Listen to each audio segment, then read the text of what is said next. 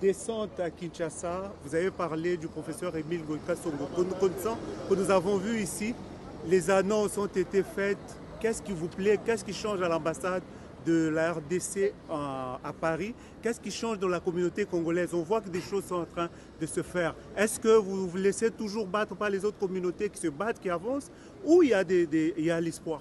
Bon, il fallait une personnalité forte à la tête de l'ambassade de la RDC en France. Et je crois que pour une fois, je peux dire que le casting était bon.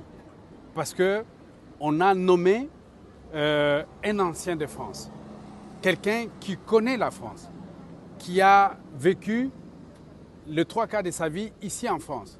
C'est le professeur Émile Kassongo. Et lorsqu'il est venu, nous l'avions connu depuis qu'il était étudiant, nous avons galéré ensemble ici en Europe et il avait choisi de retourner au pays où il a occupé des postes de responsabilité. Mais le voir nommé ambassadeur en France, pour nous c'était la joie puisque c'est comme quelqu'un qui retourne au bercail. Il nous connaît, nous le connaissons et puis il connaît aussi, il sait le mode de pensée des Congolais de France. C'est pourquoi lorsqu'il est arrivé, nous l'avons accueilli. C'est la première fois que les Congolais de France ont pu organiser une fête, une réception digne de ce nom à un ambassadeur. Et ça s'est déroulé, tenez-vous bien, dans les salons Hoche. Ce sont des salons qui coûtent trop cher. Nous nous sommes cotisés pour l'accueillir, c'est tout dire. Mais après, il nous le rend très bien parce qu'il nous a parlé des missions que lui ont confiées le chef de l'État de la RDC, son Excellence Félix-Antoine Tshisekedi Tshilombo. Il nous a dit qu'on lui a confié 3 missions. La mission de diplomatie, la coopération, mais le chef de l'État lui a donné une mission spécifique qui est le rapprochement des Congolais avec l'ambassade. Vous savez qu'il y a eu quand même une période assez trouble où l'épicentre des réclamations et des revendications, c'était la France.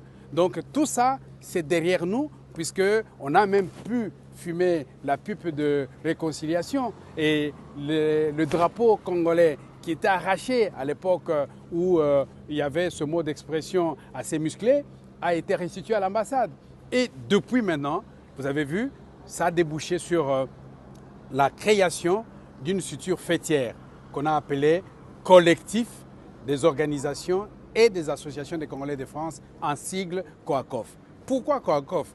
COACOF, c'est une fêtière sous laquelle s'abritent maintenant tous les Congolais de France, organisés en structure, en association.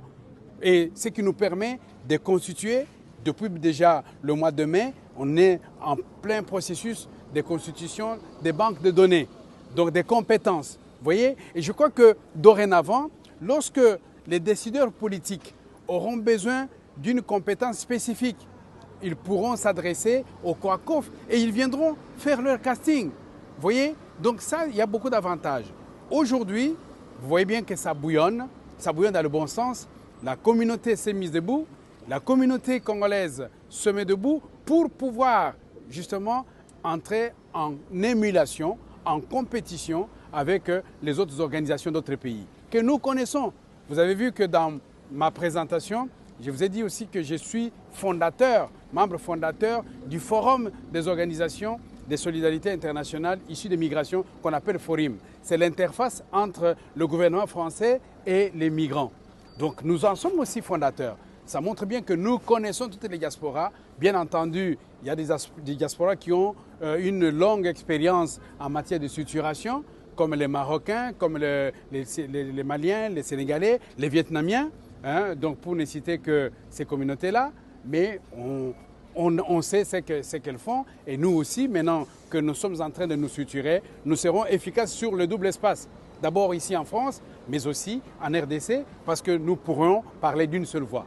Et nous pourrions porter le plaidoyer ensemble. Nous pourrions proposer des choses ensemble. Et je crois que ça va aider aussi les autorités du pays à pouvoir faire véhiculer la vraie information. Ce qui manque, c'est que quand les autorités viennent, à l'époque, les ministres congolais, les élus ne pouvaient pas aborder la communauté, puisqu'il y avait une sorte d'animosité. Et nous servons à ce que tout cela soit enterré, c'est déjà fait. Maintenant, les autorités de passage en France, notamment à Paris, Oui. pourront s'adresser à la communauté, du moins aux représentants de la communauté, puisque nous avons maintenant toutes les franges de la population, de la société civile de Congolais de France au sein des COACOF.